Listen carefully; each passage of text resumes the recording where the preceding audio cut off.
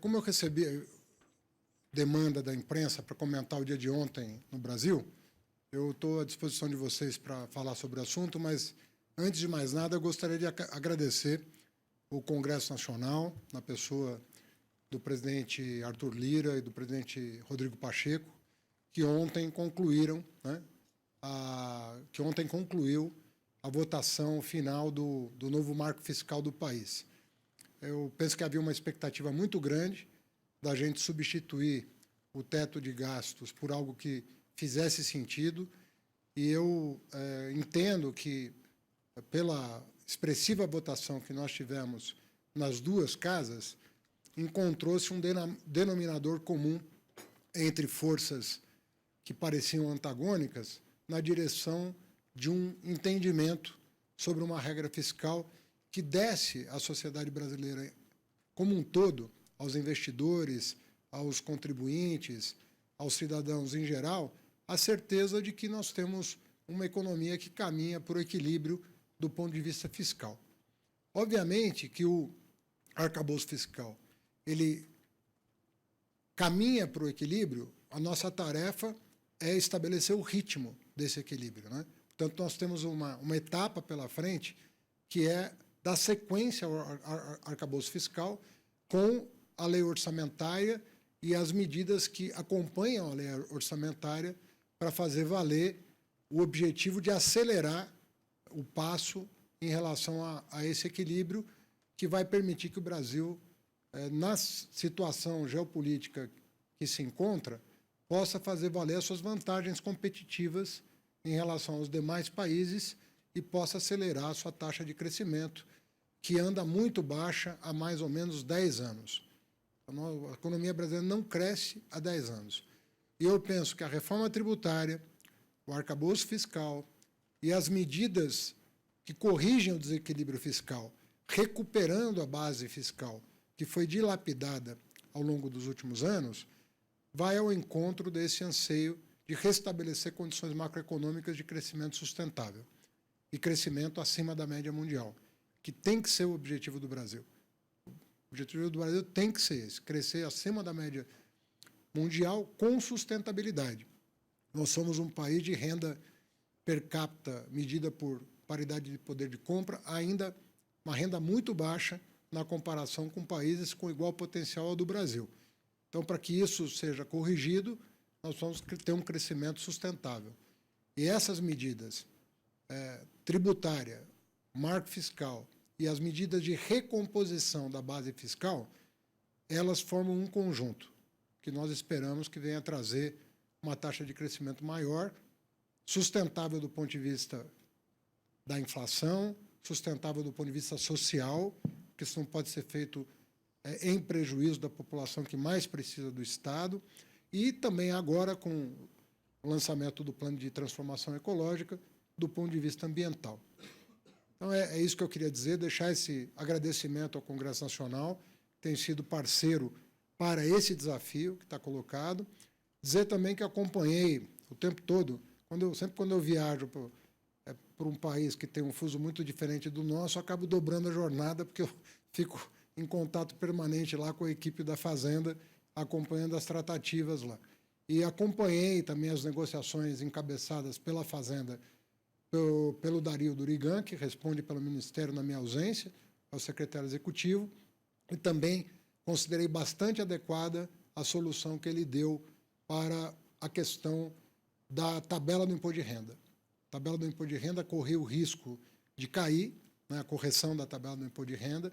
Isso podia implicar que pessoas que ganham menos de R$ 2.640 voltassem a pagar imposto de renda, e me parece que a solução encontrada pela equipe técnica vai na direção correta de salvaguardar o interesse dos contribuintes de renda baixa, até 2 salários mínimos, sem perder de vista a compensação que a Lei de Responsabilidade Fiscal exige do governo quando há uma renúncia fiscal adicional, que foi o caso desse ano.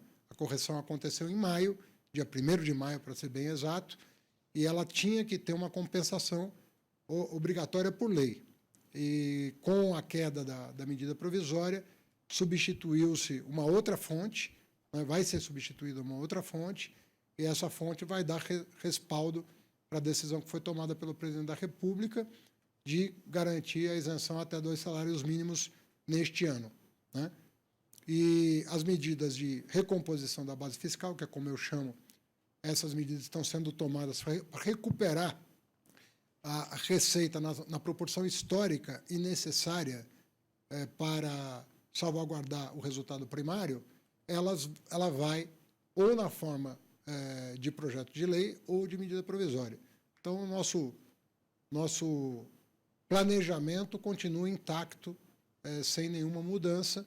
Nós vamos mandar para o Congresso e, obviamente, ao juízo do Congresso. A juízo do Congresso, nós vamos avançar nessa recomposição da base fiscal. Eu chamo de recomposição porque nós não estamos falando de aumento da carga tributária. Nós estamos falando de recomposição da base fiscal do Estado para fazer frente às despesas que foram aprovadas até o final do ano passado e que nós herdamos, né? Relembrando, né? Tem um novo Fundeb, né, que tem que ser pago, tem o piso nacional da enfermagem, que tem que ser pago, tem o novo Bolsa Família, que tem que ser pago, e tudo isso são medidas que foram tomadas ainda em 2022. E nós estamos fazendo frente a despesas, de novo, recompondo a base fiscal, recuperando o patamar de arrecadação histórico para fazer frente a essas despesas que foram contratadas, na sua grande maioria, pelo governo anterior, sobretudo no último ano, como vocês acompanharam, né? Tentando reverter uma situação desfavorável, mas, enfim, é um contrato que foi estabelecido com a sociedade e precisa ser honrado, porque é constitucional. Tá bem? Pessoal, vamos abrir para perguntas. Nome e veículo, por favor, tá? Matheus Maia, do Poder 360. Ministro, eu tenho algumas perguntas em relação ao que o senhor acabou de falar. A primeira o senhor agradeceu a aprovação do arcabouço fiscal, mas a gente sabe que teve uma derrota para o governo, que foi a tirada da emenda do senador Randolph, que abriu um espaço de cerca de 30, 40 bilhões de espaço fiscal ainda para esse ano. Eu queria saber como vocês receberam essa informação e o que dá para fazer para recompor esse espaço fiscal. A segunda pergunta é sobre a questão da taxação das offshores, que o senhor falou que tem uma outra fonte de receitas para a isenção do imposto de renda. Eu quero saber que fonte é essa e se vocês vão insistir na taxação de offshores nesse novo projeto de lei ou nessa MP que vai para o Congresso. Eu imagino que é um projeto de lei que vai para o Congresso. Olha, as suas duas perguntas, curiosamente, dizem respeito a questões formais e não de mérito. Então, a primeira delas, a discussão na Câmara, nesse momento, é se era o caso de estabelecer a regra no marco fiscal, na lei complementar, ou discutir essa regra na lei de diretrizes orçamentárias. Quero lembrar que, no governo anterior, houve uma mudança de calendário em relação à inflação feita pelo ex-ministro Paulo Guedes. Ele passou a considerar a inflação de final de ano e não a do meio do ano, sendo que eu, pessoalmente, considero a inflação do fim do ano muito melhor para fins de projeção de receita do que a do meio do ano. Porque, obviamente que quando a inflação sobe do meio do ano para o fim, ele beneficia o governo. Quando ela baixa do meio do ano para o fim, ela prejudica o governo. Mas não é essa a questão, o que beneficia o governo e o que prejudica o governo. É qual é a inflação que você vai tomar para fins de projeção de receita. E, no nosso entendimento, a do final do ano era melhor. Aí o argumento era, não pode ser até o final do ano, porque a inflação do ano só se fecha no ano seguinte, e o orçamento tem que ser fechado no ano anterior. Por isso que a emenda do Randolph era, então vamos tomar a inflação de até novembro, de dezembro a novembro, e não de janeiro a dezembro, viabilizando algo que seria, do meu ponto de vista, mais satisfatório. O que o Congresso decidiu ontem? Que essa discussão vai ficar para a LDO, não vai ficar no marco fiscal. Então, isso não impede o Congresso de, eventualmente, analisar essa questão ou deixar para o ano que vem, para ver a evolução das receitas. Mas a impressão que eu tenho e o que eu defendi foi, aliás, a pedido do próprio planejamento, né, do Ministério do Planejamento, que levou à consideração da Fazenda essa questão. Mas eu não vejo nisso um grande problema e eu penso que o Congresso vai saber acomodar isso ao longo do ano ou da forma como ele entender melhor. Lembrando que, na questão do teto de gasto, na regra fiscal anterior, foi feita uma alteração que era exatamente essa. Então, não havia,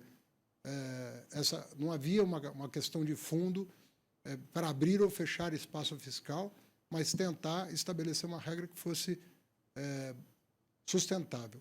O principal do arcabouço não é o ano de 2024 apenas. Porque o ano de 2024 é importante por causa da trajetória, mas o que nós precisamos entender é que a regra que está no arcabouço, ele impõe uma trajetória. Ele impõe uma trajetória para as contas públicas que vai acontecer. Ele vai estabilizar receitas e despesas num patamar adequado para financiar a dívida pública. Esse é o recado que está dado pelo Congresso. Ele é uma regra que estabiliza, em algum momento do futuro, a relação dívida-PIB. Ninguém discorda disso. O que as pessoas estão se perguntando nesse momento, com legitimidade, é em que ritmo isso vai se dar. E eu defendo que seja o quanto antes. Eu defendo que esse ajuste seja feito rapidamente, porque quanto mais rapidamente nós fizermos isso, melhor para o país. Você corrige despesa primária, gasto tributário, despesa financeira e melhora as condições macroeconômicas do país. São as 3 fontes de gasto que nós temos, né? O gasto primário, o gasto tributário e o gasto para rolar a dívida pública. Se você reduzir isso simultaneamente, você vai liberar a economia brasileira para crescer. Então, é isso que nós temos que fazer. Nós temos que perseverar para restabelecer um ambiente macroeconômico o melhor possível e o mais rapidamente possível. Lembrando que, com o marco fiscal novo, você recupera graus de liberdade que até o ano passado nós não tínhamos. Porque você recupera a capacidade de, eventualmente, contingenciar, se for necessário. Hoje, por exemplo, se eu faço eu não tenho nem como fazer um contingenciamento. Não tenho autorização legal para fazer um contingenciamento, porque está tão distante o déficit primário está tão distante do aprovado pelo Congresso ano passado que você não tem instrumentos para contingenciar. E quando você tem uma regra de gasto associada a uma meta de resultado primário, você combina as políticas tanto de corte de desperdício, de privilégio, quanto, na outra ponta, de recomposição da base fiscal, para fazer elas se encontrarem quanto antes.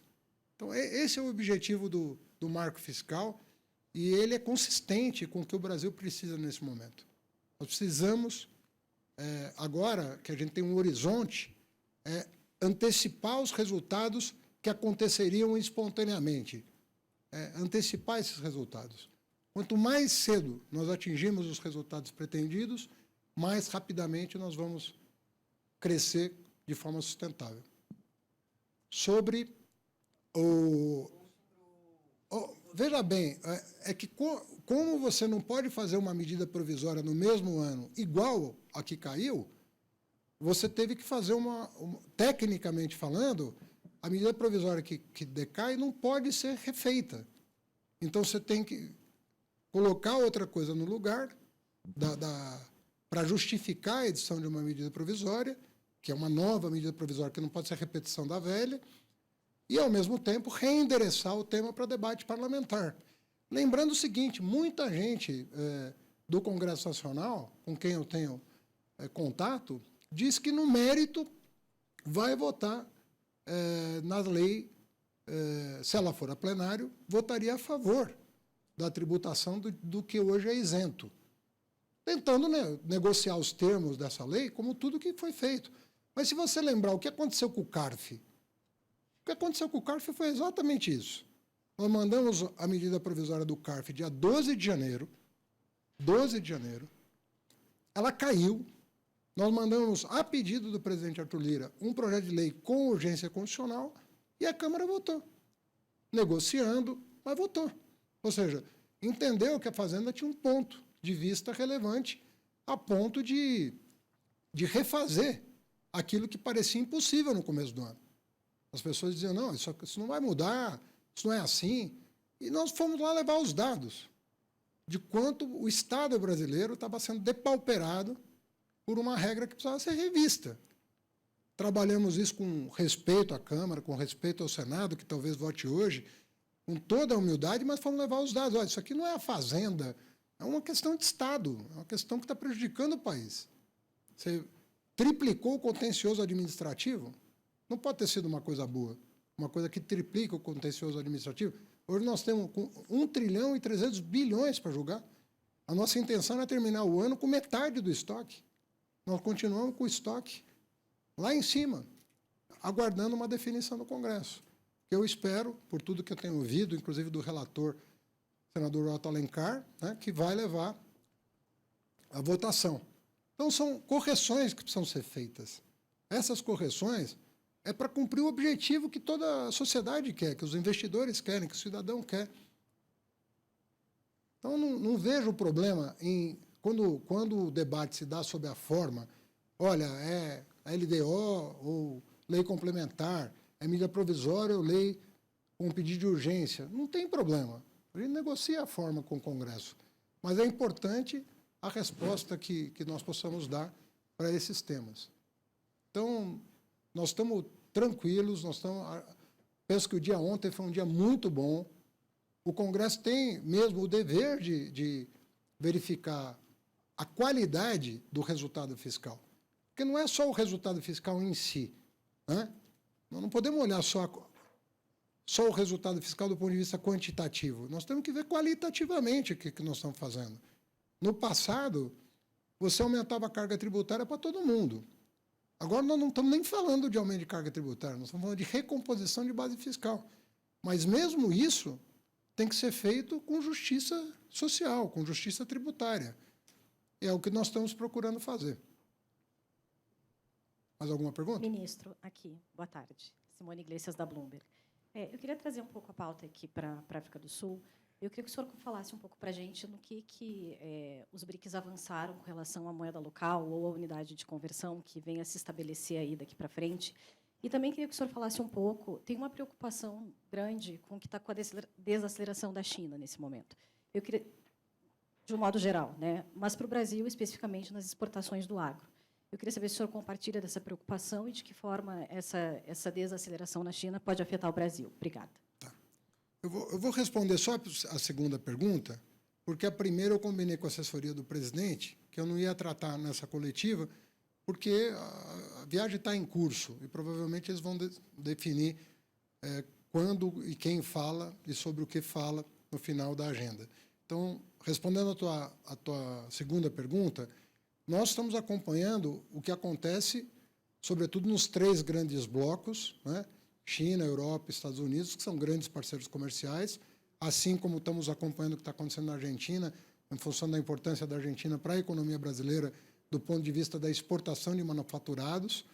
Esse acompanhamento é feito diariamente, né? Diariamente, a Fazenda tem um relatório sobre o que está acontecendo no mundo. Nós estamos acompanhando o que está acontecendo na China. Hoje, o lado externo deu uma arrefecida, né? Eu acabei de falar com o Marcelo Negro da Fazenda para perguntar como é que abriu os mercados hoje. O mercado também fora, a coisa abriu um pouco melhor. Na sexta-feira passada, nós batemos recorde dos juros longos das Treasuries, e isso estava preocupando todo mundo. Porque tem várias discussões acontecendo nesse momento sobre a razão disso estar acontecendo, e se você consultar alguém do mercado, tem muita coisa em cima da mesa sendo analisada para saber o que de fato está acontecendo. Mas só o fato da curva inverter já traz um pouco de tranquilidade para as pessoas. Ou seja, a gente tem um desafio interno e temos o desafio externo. São coisas que nós vamos ter que lidar em função das condições da economia global. Agora, nós continuamos acompanhando a China, mas o diagnóstico ainda não está concluído, porque as pessoas têm visões diferentes do que está acontecendo lá, e mais particularmente sobre o alcance do problema que eles estão enfrentando. Agora, ontem mesmo, anteontem, no primeiro dia que nós chegamos, nós conversamos longamente com pessoas que estão morando na China, dentre as quais a presidenta Dilma, que está à frente do Banco de Desenvolvimento, para ter o pulso do que eles estão entendendo, e ainda está inspirando cuidados, a gente está, obviamente, que acompanhando, mas o tamanho do problema ainda não está suficientemente claro, pelo menos pelas informações que nós estamos recebendo. Olá, boa tarde. Ana Lívia Esteves, Sputnik, agência de notícias. Eu queria perguntar sobre sanções econômicas, porque a gente sabe que a China e a Rússia já são alvo de algumas sanções unilaterais, inclusive alguns países que talvez possam entrar no BRICS também são alvo delas. A gente sabe que o governo brasileiro não adota sanções, mas o setor privado muitas vezes tem temor de ser alvo de sanções secundárias. Como que o governo pode garantir mais segurança para que o setor privado possa ter acesso às oportunidades de negócios em países que estão sob sanções? Muito obrigada.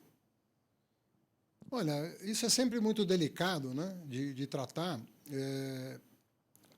E eu dizia aqui que eu não vou responder perguntas relativas ao encontro, porque o presidente deve destacar alguém para falar sobre isso, mas em termos genéricos, né, primeiro que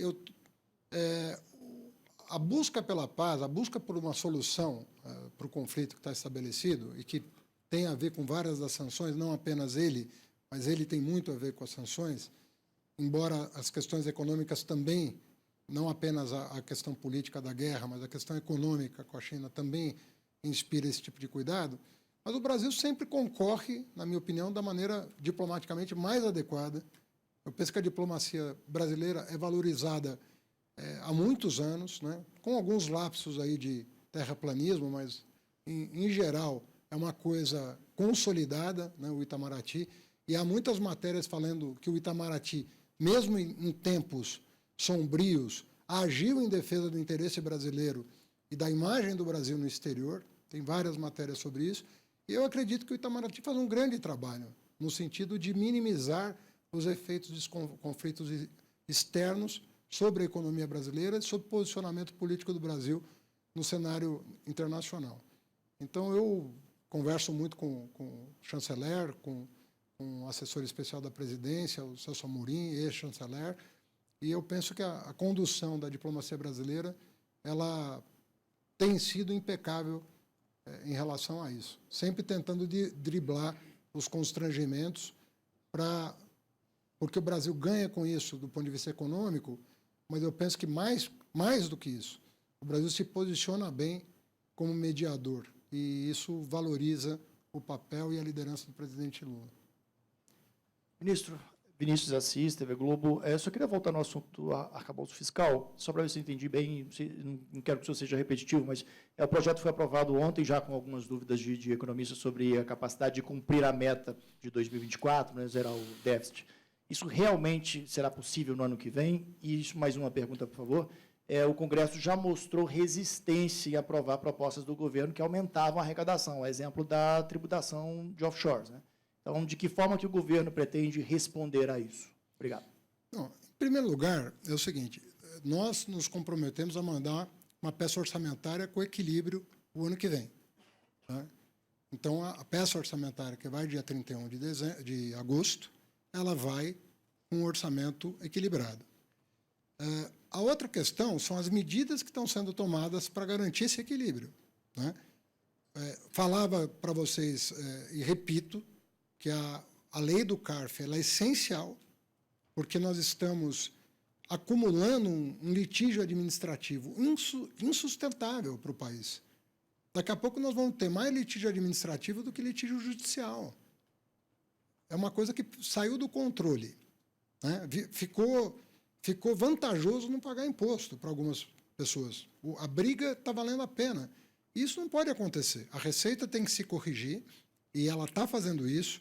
A lei que está no Senado, o projeto de lei que está no Senado, prevê uma série de medidas saneadoras da abordagem da Receita Federal em relação ao contribuinte. Então, tem várias medidas que aperfeiçoam o trabalho da Receita, que precisa ser aperfeiçoado, e a própria Receita reconhece, porque ela que endereçou parte das emendas que foram acatadas pelo relator na Câmara. Mas o fato é o seguinte, nós precisamos ter uma Receita Federal eficiente, né? Tanto do ponto de vista do contribuinte quanto do ponto de vista do erário público. Nós precisamos chegar a esse denominador. E eu penso que o relatório que está para ser votado no Senado vai ao encontro desse desejo. Então, resolver o CARF era fundamental. Tem empresas com mais de 100 bilhões de litígio no CARF. Tem empresas com dezenas de bilhões de reais em litígio no CARF. Quer dizer, não é sustentável. Veja quanto tempo durou, e com a vitória nossa no STF, o litígio sobre PIS/COFINS de instituição financeira. Nós ganhamos agora. Mas era algo que poderia custar aos cofres públicos mais de 100 bilhões de reais. Mais de 100 bilhões de reais. E o Supremo deu ganho de causa para a União. O STJ, como você viu no começo do ano, no meio do primeiro semestre, ele deu vitória a nós a uma questão fundamental sobre a Lei Complementar 160. Nós chegamos a litígios que somavam mais de 100 bilhões de reais. E nós temos que disciplinar essa matéria para o ano que vem. Nós temos uma tranquilidade. Estou falando de mais de 100 bilhões de reais ao ano. Ao ano. Ou seja, isso é insustentável do ponto de vista da segurança fiscal que um Estado precisa ter. Então, nós estamos resolvendo os problemas do mais importante para o menos importante, né? Em termos de volume de recurso. Então, PIS/COFINS de instituição financeira, afastamos um risco monumental do ponto de vista fiscal, né? Subvenção de custeio, afastamos outro problema monumental do ponto de vista fiscal. Isso tudo é herança. São coisas que estão sendo resolvidas em poucos meses e que estavam aí assombrando o orçamento público. Então, nós estamos resolvendo isso. Nós vamos mandar o orçamento, vamos mandar as medidas que garantem a questão do orçamento e, obviamente, que não será um ano fácil para nós, porque é muito desafiador o que nós estamos nos colocando. Mas o orçamento, a Fazenda está mandando equilibrado.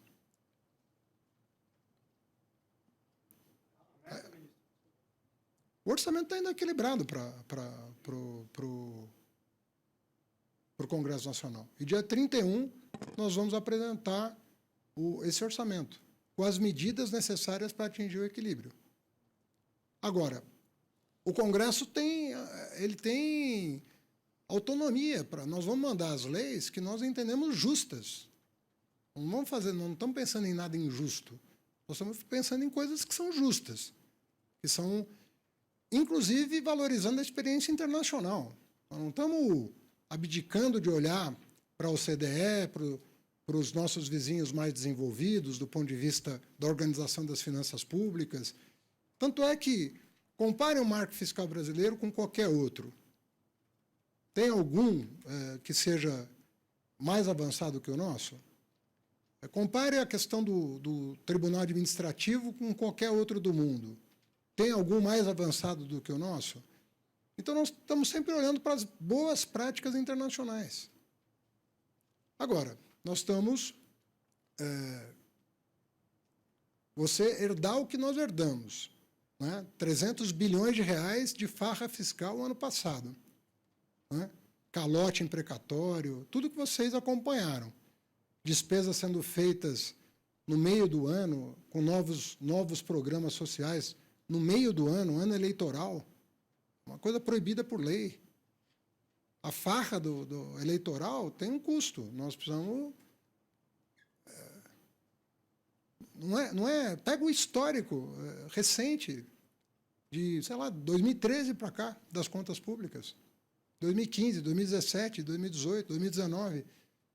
Nós estamos corroendo a base fiscal do Estado. Nós temos que recuperar, nós temos que recompor essa base fiscal. E com segurança jurídica, para atingir os objetivos. É isso. Tem nada que não seja isso. Vamos às duas últimas perguntas. Boa tarde, eu me chamo Julie Bourdin, da agência AFP. Eu tenho uma pergunta sobre o presidente Lula anunciou seu apoio à inclusão da Argentina nos BRICS. se o Brasil tem condições econômicas... Eu não posso falar sobre isso. Ok, e também se é Porque, possível... veja bem, eu tenho um presidente da República aqui com assessoria de comunicação. Eu estou pedindo a gentileza de só falar sobre a Fazenda para deixar a assessoria do presidente julgar a conveniência e a oportunidade de tratar dos assuntos que o presidente da República está tratando. E o senhor pode falar de como planeja ajudar a Argentina com o yuan em vez do dólar? Nós já encaminhamos para o governo argentino uma proposta de garantia em yuan das exportações brasileiras, com a garantia do Banco do Brasil de fazer o câmbio para reais a partir dessa garantia. Nós encaminhamos, mas para os exportadores brasileiros é uma coisa boa, será uma boa notícia se a Argentina concordar, porque eles podem ter algum fluxo de venda dos seus produtos com 100% de garantia, e para o Brasil, sem problemas, porque a garantia, o câmbio vai ser feito do yuan para o real, e isso tranquiliza também o Tesouro Nacional de que não há risco de default. É uma garantia que o Tesouro considerou adequada e o Banco do Brasil concordou, nos moldes em que foi apresentada. Estamos aguardando agora um retorno para saber. Yuan para real. Tá? Oi, ministro. Boa tarde. Luiz Faro Monteiro, do Jornal da Record. Ministro, agora com a votação do marco fiscal, o senhor já pode se posicionar com um pouco mais de certeza sobre a questão da desoneração da folha de pagamento para os 17 setores mais produtivos. Essa medida vence no final do ano. A sua colega ministra Simone Tebet já se mostrou favorável. Como é que o senhor acompanha essa questão? E eu queria que o senhor encerrasse também falando para a gente o que emocionou o senhor na visita agora ao Museu do Apartheid. Qual foi a frase que deixou o senhor tocado com a história sul-africana? Bom, sobre a questão da folha, eu tenho pedido nem sempre eu sou ouvido nos meus pedidos, mas eu peço com educação, porque há um parecer da PGFN pela inconstitucionalidade do projeto. Eu pedi um tempo para que isso fosse analisado com um pouco mais de calma depois da votação da reforma tributária. Quando eu falo da reforma tributária, eu estou falando da PEC 45, que já está no Senado. Então, hoje o posicionamento é esse. O que eu pedi? Como nós temos até dezembro para analisar, sem prejuízo para ninguém, eu disse, vamos aguardar. Como tem esse parecer, vamos ganhar um pouco de tempo, né, e aguardar um reposicionamento da PGFN e talvez um redesenho do que está se pensando para adequar a proposta apresentada no Senado à emenda constitucional da reforma da Previdência. Então, nós temos um problema aí, e eu pedi tempo para tentar resolver da melhor maneira possível. Então, é esse o meu posicionamento de meses para cá. Se for pegar o que eu falei, 3 meses atrás, eu falei isso. 4 meses atrás, eu falei isso. 2 meses atrás, eu falei isso. E hoje, vou falar isso, amanhã falarei a mesma coisa. Tem um parecer pela inconstitucionalidade, temos que ganhar tempo para ver como equacionar essa questão. Não é afronta a ninguém, não é... Só tem um problema do ponto de vista jurídico, que é de natureza constitucional. E estamos falando da reforma da Previdência, né, que boa parte das pessoas que estão do lado de cá agora defenderam o texto da reforma e agora estão preocupados com a interpretação que vai ser dada ao texto, mas é da vida, né? Foi aprovada uma reforma da Previdência que tem esse dispositivo, que impede a renovação de benefícios fiscais em relação à folha por causa do déficit da Previdência. Então, nós estamos pedindo tempo. Não sei se nos vai ser dado tempo para analisar com um pouco mais de calma, e o pedido é que isso seja feito depois da promulgação da emenda constitucional ou depois da votação no Senado, pelo menos. Pelo menos a gente vai ter a garantia do que nós temos ali na reforma tributária, do consumo, que nos permita algum grau de liberdade. Tá bem? E sobre o Museu do Apartheid, eu visitei há pouco, aliás, é uma visita que eu recomendo a todos brasileiros que, porventura, tenham a oportunidade de vir à África do Sul, que é muito tocante, né? E uma história diferente da nossa, mas que tem muitas coisas em comum, infelizmente, no sentido da opressão, né, de um povo, do desrespeito aos direitos humanos. E ali tem uma frase eu comentava com você quando cheguei, né? Que tem uma frase do Desmond Tutu que dizia que quando o Mandela falava em perdoar, eu não consigo nem reproduzir isso, que eu fico emocionado de novo. Quando falava em perdoar, ele falava com a legitimidade de alguém que ficou 27 anos preso e que perdoou. Então, é uma coisa bonita. Obrigado.